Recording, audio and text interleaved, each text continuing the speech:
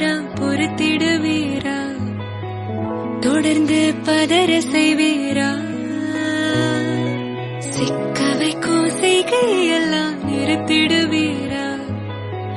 மனசு இயங்கல